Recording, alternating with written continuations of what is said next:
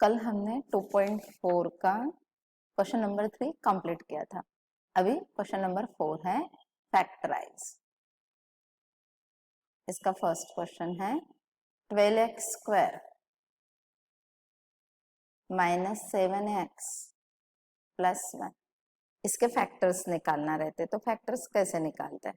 तो देखो यहाँ पर 12 है और यहाँ पर 1 है, तो इन दोनों का मल्टीप्लाई करना साइन के साथ। तो ये प्लस है, ये प्लस है, मतलब प्लस ही रहेगा। और 12 1 सा 12। अब दो क्वेश्चन पूछना रहते हमको यहाँ से। तो पहला क्वेश्चन रहता मल्टीप्लाई 12 होना, और उन दो नंबर का एडिशन हमको 7 चाहिए। सिर्फ 7, अभी तक ये माइनस साइन नहीं देखना है हमको सिर्फ नंबर चाहिए, वो है 7। मल्टीप्लीकेशन 12 होना, एडिशन 7 होना। 6 2 जा 12 होता, पर 6 और 2 का एडिशन तो 7 नहीं है। 4 3 जा 12 होता, पर 4 और 3 का एडिशन 7 है, मतलब ये पेयर चलते। 12 1 जा 12 होता, लेकिन 12 और 1 का एडिशन 13 होता। मतलब देखो ऐसी मल्टीप्लाई वाली दो चार पेयर रह सकते, लेकिन जो दूसरी कंडीशन रहती कि एडिशन, यहाँ प्लस रहा तो एडिशन बोलते, माइनस रहा तो सब्ट्रैक्शन बोलते। तो एडिशन 7 होना और मल्टीप्लाई 12 होना, ऐसी एक ही पेयर रहती, और वो है 4 3 जा 12। 4 और 3 का एडिशन 7 है। अब यदि यहाँ का साइन प्लस है तो इन दोनों का साइन सेम टू सेम रहता, क्योंकि अपने को मल्टीप्लाई बोले ना अपन ने, तो माइनस इंटू माइनस प्लस हो जाएगा, या प्लस इंटू प्लस प्लस हो जाएगा। पर यदि हम एक को माइनस एक को प्लस देंगे तो माइनस इंटू प्लस तो यहाँ माइनस आ जाएगा, या प्लस इंटू माइनस तो माइनस आ जाएगा। इसका मतलब यदि यहाँ प्लस है तो इन दोनों का साइन माइनस माइनस रहेगा, नहीं तो प्लस प्लस रहेगा। फिर माइनस माइनस रहेगा कि प्लस प्लस रहेगा, यहाँ के साइन से डिसाइड होता। मतलब जब इन दो नंबर को साइन देना है तब इस साइन का काम है, तब तक के लिए इस साइन को देखने की जरूरत नहीं रहती। अब ये माइनस है तो इन दोनों को हम माइनस देंगे, इससे क्या होगा चेक करते हैं। माइनस इंटू माइनस प्लस, 4 3 जा 12, -4 -3 -7 है -7। तो इस टाइप से दोनों कंडीशन सेटिस्फाई होना, मल्टीप्लाई 12 भी होना, एडिशन -7 भी होना, और वो है। फिर अब क्या रहता, फिर अब रहता कि इसका दूसरा फैक्टराइजेशन का दूसरा नाम यहाँ पर स्प्लिटिंग द मिडल टर्म भी है। मतलब क्या, ये 3 टर्म है, इसके हम 4 टर्म बनाते हैं। 4 कैसे बनाते हैं? इस बीच वाले टर्म को हम स्प्लिट करते हैं, तभी तो नाम है ना स्प्लिटिंग द मिडल टर्म। मतलब मिडल टर्म को स्प्लिट करो। 7 है तो उसको 4 और 3 में लिखेंगे, मतलब रहेगा 7 ही, पर 2 पार्ट कर देंगे, और इससे यहाँ पर 4 टर्म्स आ जाएंगे। कैसे देखो, पहले टर्म को हाथ नहीं लगाना, -7 के बदले हम -4 3 डालने वाले हैं, और इसका जो वेरिएबल है इन दोनों को दे देंगे। मतलब क्या आएगा, -4x -3x और +1 एज इट इज। देखो यही स्टेप है, यदि मैं इसको सॉल्व करूं तो वापिस यही आएगा, 12x स्क्वायर -4 -3 -7 और ये +1। अब ये 2 2 की पेयर है। अब इसमें से कॉमन 4 और 12 में कॉमन क्या है, 4x, 4 3 जा 4x तो पूरा ही बाहर चले गया, तो इसका मतलब ये पूरा बाहर गया, कोई भी नहीं बचा, तो 1 बचा। -3 और 1 में कॉमन क्या है, 1, अंदर 3x। इस माइनस की वजह से ये साइन प्लस का माइनस हो जाएगा, और 1 इंटू 1 इज 1। अब यदि ये दोनों ब्रैकेट सेम है तो हम राइट रहते हैं, नहीं तो नहीं। और एक बार यदि मैं ये वापस से ब्रैकेट ओपन करूं तो ये सब आ जाएगा। जैसे कि देखो, -1 into 3x is -3x, minus into minus is plus, 1 into 1 is 1 आया। यदि मैं ये साइन यहाँ चेंज नहीं करती, प्लस ही रखती, तो रॉन्ग हो जाता। क्यों रॉन्ग होता, क्योंकि माइनस इंटू प्लस तो माइनस होता, फिर यहाँ तो माइनस था नहीं, इसलिए ये साइन चेंज होता, माइनस है तो ये सब चीजें ध्यान रखना रहता। अब अपने पास यहाँ से एक टर्म, यहाँ से एक टर्म है, इन दोनों में कॉमन क्या है, ये ब्रैकेट कॉमन है, तो ब्रैकेट को बाहर ले लेंगे। तो फिर इसका कौन बचा, 4x, इसका कौन बचा, -1।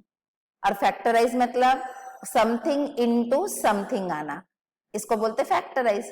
तो ये ब्रैकेट इनटू ब्रैकेट हो गया, तो ये फैक्टराइज हुआ।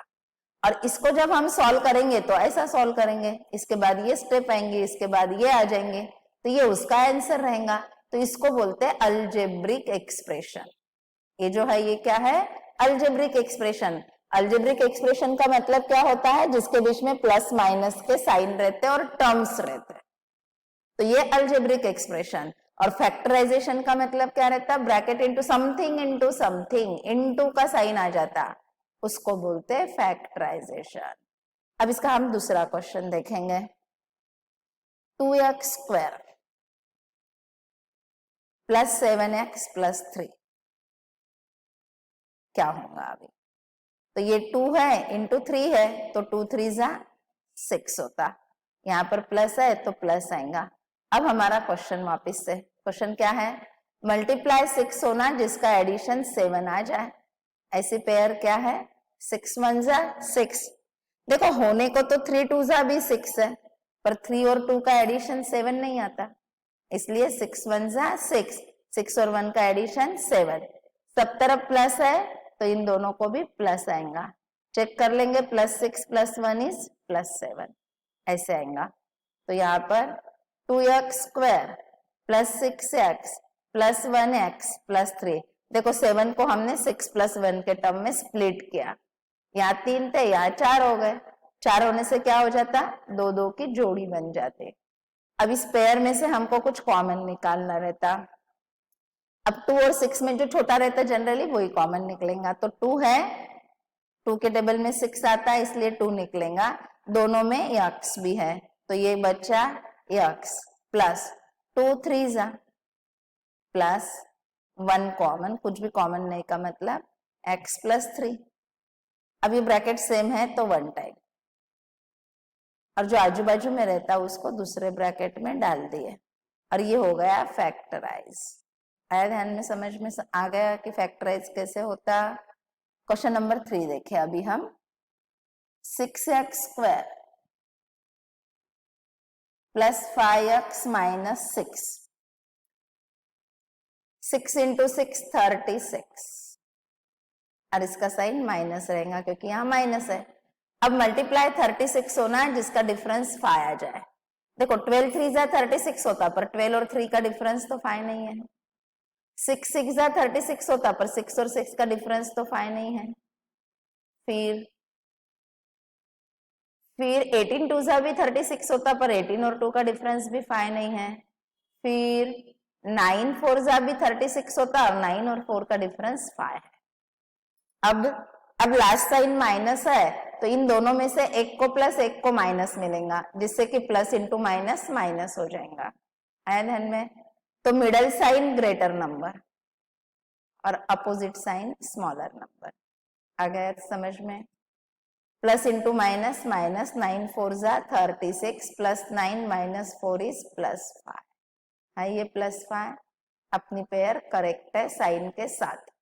फिर अब 6x square minus 4x plus 9x minus 6, इन दोनों में कॉमन क्या है, 6 और 4 में कॉमन है 2x, 2 3 जा 2 जा प्लस है तो प्लस, 9 और 6 में कॉमन है 3, 3 जा 3 2 जा। जब यहाँ का साइन प्लस होता है तो अंदर के साइन चेंज नहीं होते हैं, जब यहाँ माइनस होता है तभी चेंज होते हैं। 3x माइनस 2, 2x प्लस 3 हो गया फैक्टराइज। इसके बाद question 4, 3x square minus x minus 4, 3 4 जा 12, माइनस है तो माइनस, मल्टीप्लाई 12 होना जिसका डिफरेंस यहाँ पर कोई नहीं है मतलब 1 है, तो डिफरेंस 1 होना। तो वापस से 4 3 जा 12, 4 और 3 का डिफरेंस 1 है, माइनस 4 प्लस 3, तो ये है minus 1। 3x square minus 4x plus 3x minus 4, 2 2 के पेयर, इसमें से कॉमन है सिर्फ x, अंदर 3x minus 4 plus 1, 3x minus 4, तो 3x माइनस 4, 3x प्लस 1 हो गए फैक्टराइज। तो ये ऐसे रहता कि फैक्टर्स कैसे होना। तो क्वेश्चन नंबर 4 कंप्लीट हुआ। तो अभी क्वेश्चन 5 फैक्टराइज।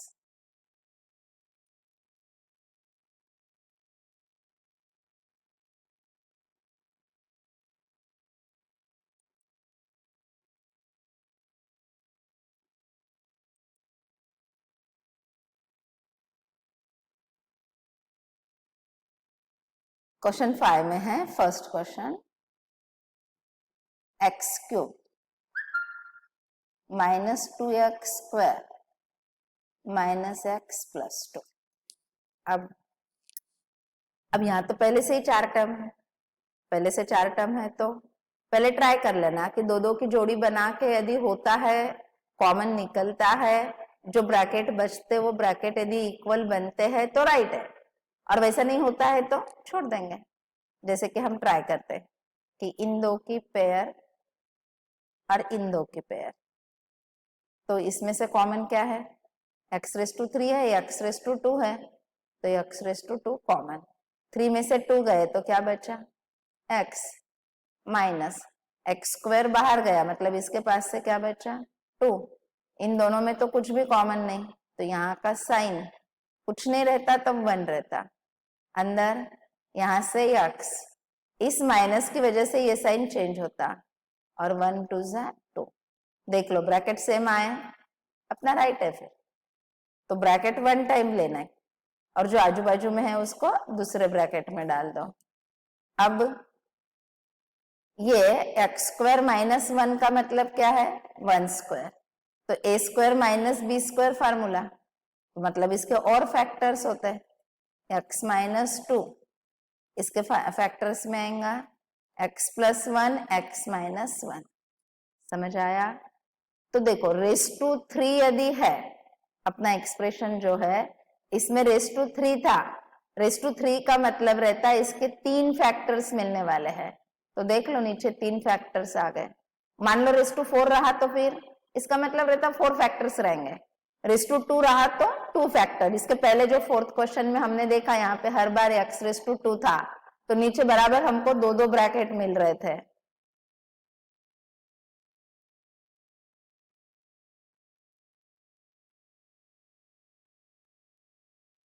तो नीचे तब हमको बराबर से 2 ब्रैकेट मिल रहे थे, तो इसका मतलब क्या रहता है r⁻² रहा तो 2 फैक्टर, r⁻³ रहा तो 3 फैक्टर रहते हैं।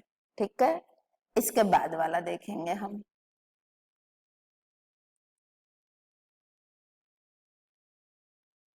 बाद वाला क्वेश्चन है question 2, x⁻³ minus 3x square minus 9x minus 5। अब देखो अभी जैसा हमने बनाए थे 2 की पेयर, वैसी यदि हम पेयर बनाते हैं तो इसमें 9 है 5 है, इसके पास तो कहीं भी 5 नहीं, 5 का मल्टीपल भी नहीं है, मतलब यहाँ हम 2 की पेयर लेके यदि सॉल्व करते हैं तो आने ही वाला नहीं है, आएगा ही नहीं, तो फिर कैसे सॉल्व करेंगे इसको? तो ये तो लॉन्ग कट मेथड होने वाली है। r⁻³ है, इसका मतलब क्या 3 फैक्टर्स आने वाले हैं, 2 की पेयर से आने वाले भी नहीं है, फिर क्या करेंगे? तो ये जो कांस्टेंट टर्म रहता, इसके जितने फैक्टर्स रहेंगे उसमें से एक आधा फैक्टर इसका रहेगा, तो वो कैसे देखना? देखो all possible factors of 5 are plus minus 1 plus minus 5, plus minus 1 भी है प्लस माइनस 5, ये 4 में से कोई तो भी एक, 4 कौन से है x प्लस 1 या x माइनस 1 या x प्लस 5 या x माइनस 5, इन चारों में से कोई तो भी एक फैक्टर इसका रहेगा। अब जैसे कि x प्लस 2 3 ये नहीं रहेंगे, क्यों नहीं रहेंगे? क्योंकि 5 तो उनसे डिविजिबल ही नहीं ना, फिर कैसे रहेंगे? क्योंकि फैक्टर रहना म्हणजे रिमाइंडर 0 आना पड़ता ना, तो नहीं है। अब हम पहले +1 के लिए देखें कि -1 के लिए देखें, तो किसी के भी लिए देख सकते, कोई प्रॉब्लम नहीं। फिर मान लो ये दोनों नहीं आए तो हम +5 देखेंगे, फिर -5 देखेंगे, 4 में से कोई तो भी एक तो रह ही जाएगा। अब देखेंगे म्हणजे क्या? देखेंगे का मतलब होता है रिमाइंडर थ्योरम, याद करो हमने रिमाइंडर थ्योरम देखा है, रिमाइंडर थ्योरम से यदि रिमाइंडर 0 आता है तो वो उसका फैक्टर हो जाता, फैक्टर थ्योरम या रिमाइंडर थ्योरम। तो रिमाइंडर हम फाइंड आउट करेंगे, जिससे रिमाइंडर 0 आएगा वो उसका फैक्टर रहेगा, and then second factor by long division method, मतलब इस क्वेश्चन में हमको लॉन्ग डिवीजन भी देखने मिलने वाला है। अब बात है कि हम पहले +1 ले या -1, वैसे तो कोई भी चलता, लेकिन हमारे पास तो ट्रिक है ना, हम ट्रिक को अप्लाई करते हैं। मैंने अभी तक आपको x+1 की ट्रिक बताई है, तो x+1 की ट्रिक याद है क्या थी? Odd power even power. अब इसमें ऑड पावर कौन है? ये ऑड पावर है 3, और ये है 1, तो ये +1 -9 कितने होते? +1 -9 -8, और इवन पावर में ये -3 और -5, ये भी -8, दोनों इक्वल है, इसका मतलब x + 1 इसका फैक्टर रहने वाला है। तो हम पहले ही x + 1 के लिए ही अप्लाई करें। कैसे अप्लाई करते रहते? इफ है ना, क्योंकि हमको पता नहीं है अभी। If x + 1 is a factor, then put x is equals to -1, +1 रहा तो हम -1 पुट करते। तो अपना p of x क्या है? x² x³ है, x³ 3x² -9x -5 is equals to p of -1, जहां भी x है -1 डाल दो। 3 × -1² 9 × -1 -5, -1 का क्यूब -1, -3 × +1 माइनस प्लस, तो -1 -3 +9 -5, -1 -3 -4 -5 -9 + 9 0, therefore remainder is equals to 0. As remainder is 0, therefore x + 1 is one of the factor. Remainder इससे 0 आया, इसलिए ये इसका फैक्टर है। तो फिर अब सेकंड, क्योंकि इसके तो 3 फैक्टर आना है, ⁻³ है का मतलब, अभी तो एक ही आया, फिर बचे हुए 2 कैसे? तो therefore second factor by long division method. तो चलो लॉन्ग डिवीजन करेंगे।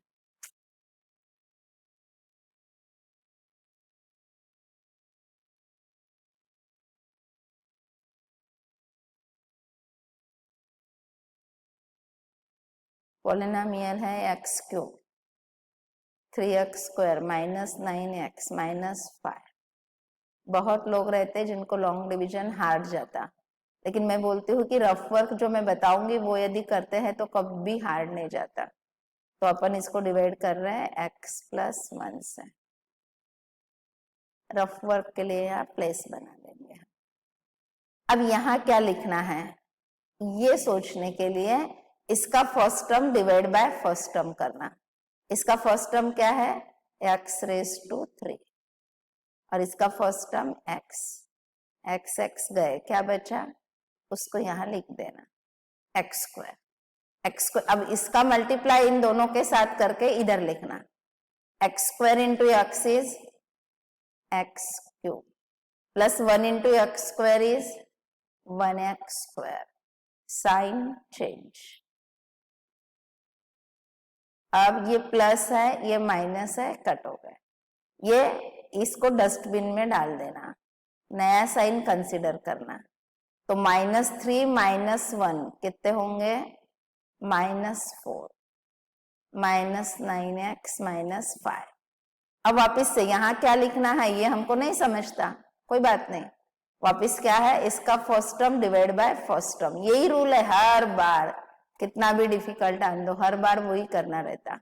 -4x² x × x divide by x गए तो -4x। -4x × x is -4x² -4x। Sign change. ये जो साइन है इनको डस्टबिन में डाल देने का, नया साइन कंसीडर करने का। ये माइनस है, ये प्लस है, तो 0। -9 + 4 is -5x -5। Second step complete हुई। वापस से rough work, first term divide by first term, तो -5x डिवाइड बाय x, तो क्या बचा? -5। 5 × x is -5x -5 × 5। Sign change, इसका भी चेंज। इसको डस्टबिन में डाल दिया, इसको भी डस्टबिन में डाल दिया, नया साइन कंसिडर करेंगे।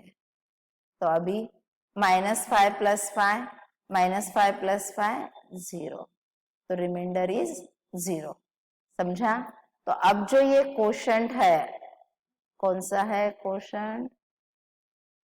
x² - 4x - 5, ये हमारा इसका सेकंड फैक्टर हुआ। अब इसको हम स्प्लिट करेंगे।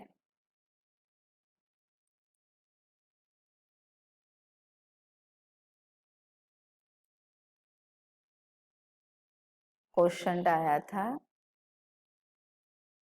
x² - 4x - 5। अब इसका जो फोर्थ क्वेश्चन में हमने फैक्टराइज किया था वैसा क्वेश्चन बन गया ये। तो वैसे क्वेश्चन के जैसे इसके फैक्टर्स निकालना, तो मल्टीप्लाई 5 होना, डिफरेंस 4 आना चाहिए। तो 5 1 सा 5, 5 और 1 का डिफरेंस 4 है। अब ये साइन ग्रेटर नंबर को दे देना है, इसका अपोजिट साइन स्मॉलर को देना, और -5 + 1 इज -4 आ गया मिडल टर्म। अब इसके फैक्टर हम डायरेक्ट लिखे तो भी चल जाएगा। तो देयरफॉर x - 5 x + 1। क्वेश्चन क्या था हमारा? फैक्टराइज। किसको फैक्टराइज करना था? एक पॉलिनोमियल दिया था। कौन सा पॉलिनोमियल था हमारा?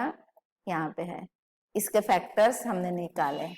पॉलिनोमियल था x⁻³ 3x² - 9x - 5। इसका पहला फैक्टर हमको मिला था x + 1, जहां रिमाइंडर 0 आया था, और दूसरा जो मिला वो एक क्वोशंट था। इस क्वोशंट के वापस हमने दो फैक्टर्स बनाए, वो ये है। तो x + 1 और x - 5, तो ⁻³ है, तो ये इसके 3 फैक्टर्स।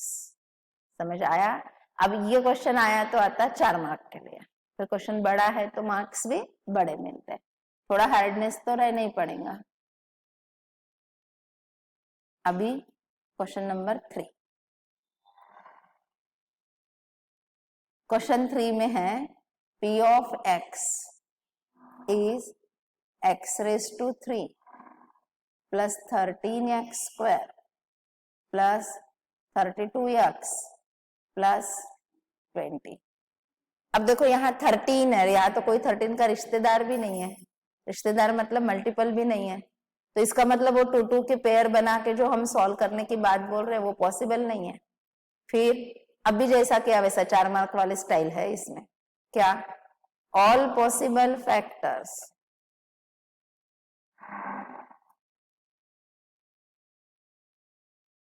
ऑफ 20 आर ±1 ±2, क्योंकि 2 के टेबल में भी 20 है, 3 में नहीं है पर 4 में है, 5 में भी है, 6 में नहीं, 7 नहीं, 8 नहीं, 9 नहीं, 10 है। तो ±10 और ±20, बस इतने ही नंबर में वो है। फिर अब इसमें से हमने पहले क्या लेना? तो ऑड पावर इवन पावर देखो क्या होता। ऑड पावर में कौन है ये? इसका 1 और 32 कितने होते? 33। इवन में कौन है? 13 और 20 है 33, मतलब x + 1 फैक्टर है। तो डायरेक्ट हम +1 का ही पहले देखेंगे।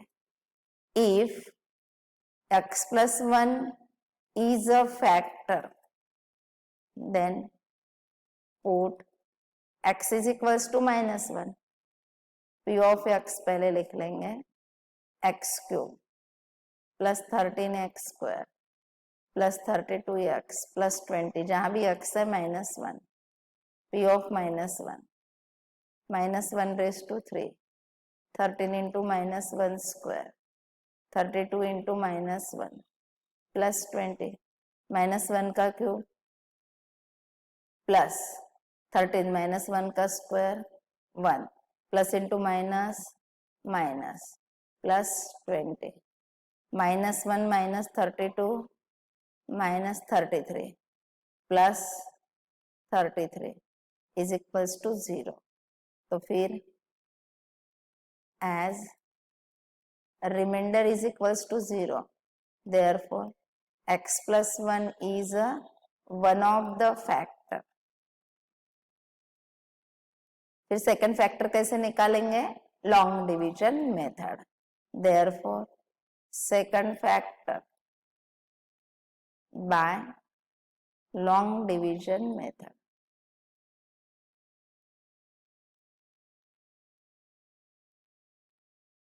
तो फिर अब लॉन्ग डिवीजन, पोलिनोमियल क्या है, x raise to 3 plus 13x square plus 32x plus 20, इसको हम डिवाइड कर रहे हैं x प्लस 1 से। याद है ना, यहाँ क्या लिखना हमको नहीं आता तो रफ वर्क रहता। रफ वर्क क्या है, इसका first term divide by first term, x raise to 3 divide by x, क्या बचा x square into x is x cube, 1 into x square is 1x square, क्या रहता अभी याद आया, साइन चेंज, प्लस है तो माइनस, ये डस्टबिन में डाल देना, नया साइन कंसीडर करना, plus x cube minus x cube गए, 13 minus 1 is 12 x square plus 32x plus 20। अब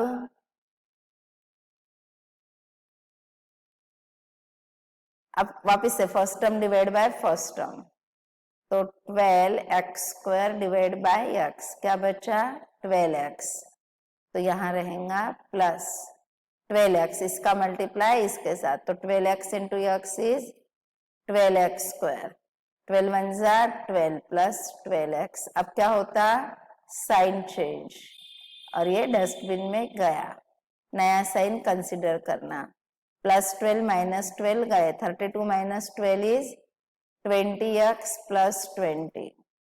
तो फिर अब वापिस से रफ वर्क,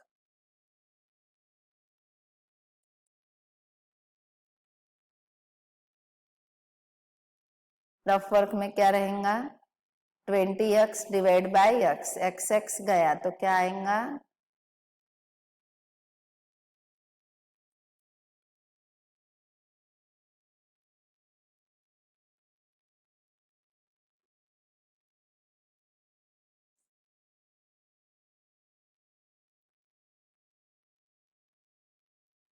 प्लस 20, तो अपन लिखेंगे यहाँ पर plus 20।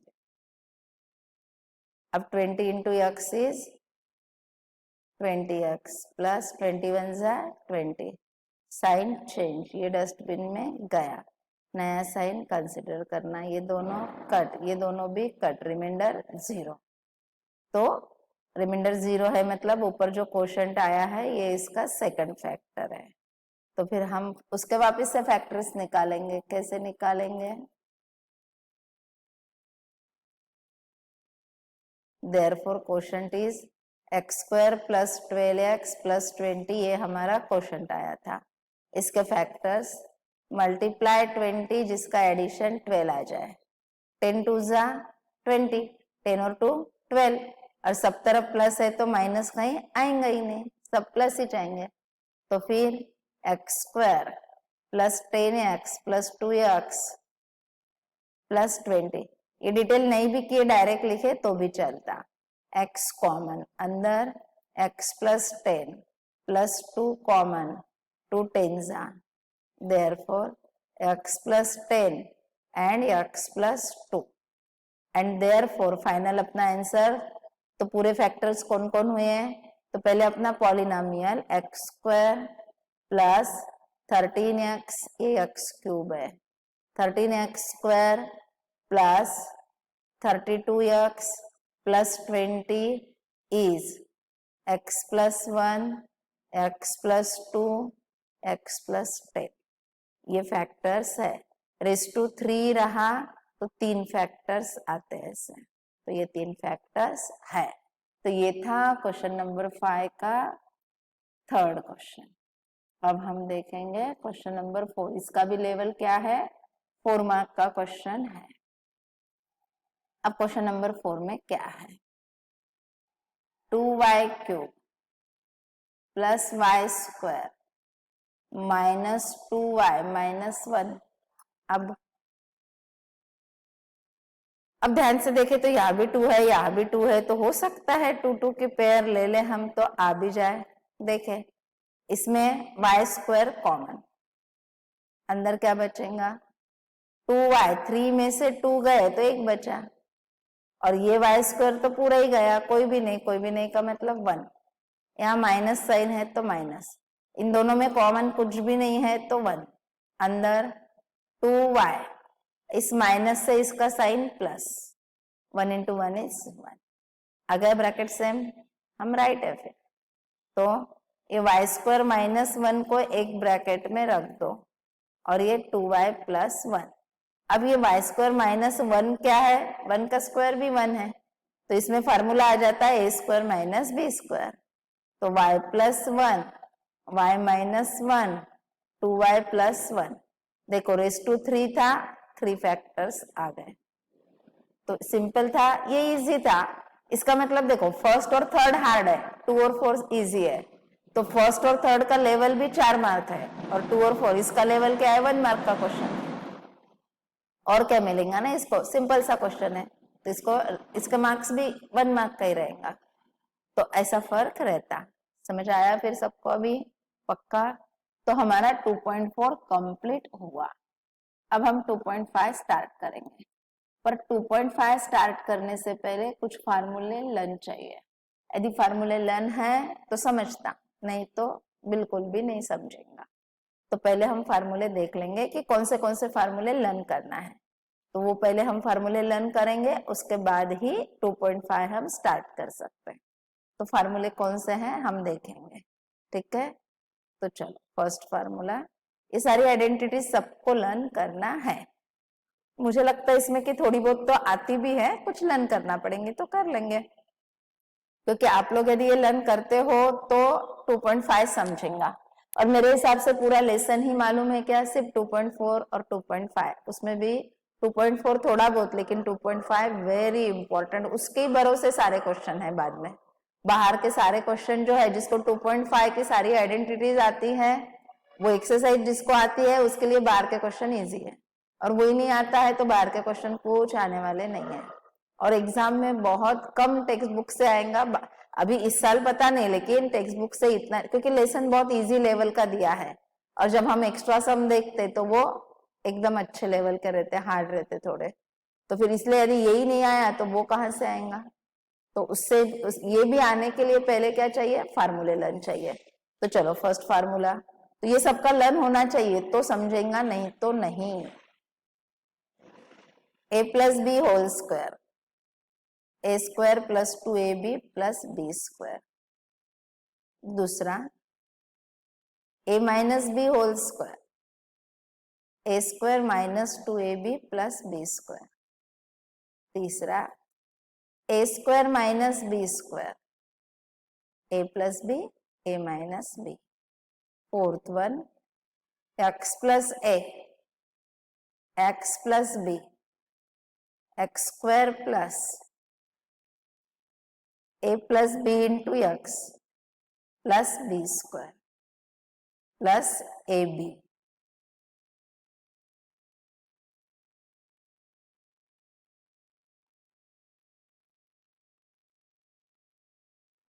X square plus b into x plus a B. इसके बाद a cube plus b cube, a plus b, another bracket, a square minus a b plus b square. Next one a cube minus b cube, इसका रहता a minus b, a square plus a b plus b square. इसके बाद a plus b whole cube, a cube plus 3a square b plus 3ab square plus b cube. इसी को हम दूसरे style में ऐसा भी लिखते, कभी हम ऐसा लिखते, कभी अब मैं जो लिखने वाली हूँ ऐसा लिखते हैं, और दोनों भी राइट है। ए क्यूब, इन दोनों में से हम 3ab कॉमन निकाल लेते हैं, 3ab कॉमन, तो अंदर क्या बचेगा a प्लस बी क्यूब। ये भी करेक्ट है और ये भी करेक्ट है। अभी 8th one a minus b whole cube is equals to a cube minus 3a² b 3ab² minus b cube. इसका दूसरा स्टाइल है a क्यूब, इसमें से -3ab कॉमन निकालते हैं तो अंदर क्या रहेगा, a माइनस बी, इस माइनस से ये साइन चेंज होता, माइनस b क्यूब। दोनों भी मेथड राइट है। Question number identity 9, a plus b plus c whole square is equals to a² plus b² plus c² plus 2ab plus 2bc plus 2ca। 10th one, a cube plus b cube plus c cube minus 3abc is equals to a plus b plus c, one bracket, another bracket, a² plus b² plus c² minus ab minus bc minus ca। 11th one, a cube plus b cube plus c cube is equals to 3abc। ऐसा कब रहता, if a plus b plus c is equals to 0। इसके बाद वाला, इसके बाद है a plus b whole square is equals to a minus b whole square plus 4ab। इसके बाद वाला a minus b whole square a plus b whole square minus 4ab। तो इतनी 13 आइडेंटिटीज है, जिसको ये लर्न रहेंगे वही सॉल्व कर सकेगा लास्ट एक्सरसाइज। जिसको लर्न नहीं है कुछ नहीं कर सकते। तो फिर पहले हम ये लर्न कर लेंगे, इसके बाद हम कल इसका नया पार्ट मतलब नेक्स्ट एक्सरसाइज देखेंगे। ठीक है, तो फिर आज इतना ही, बाकी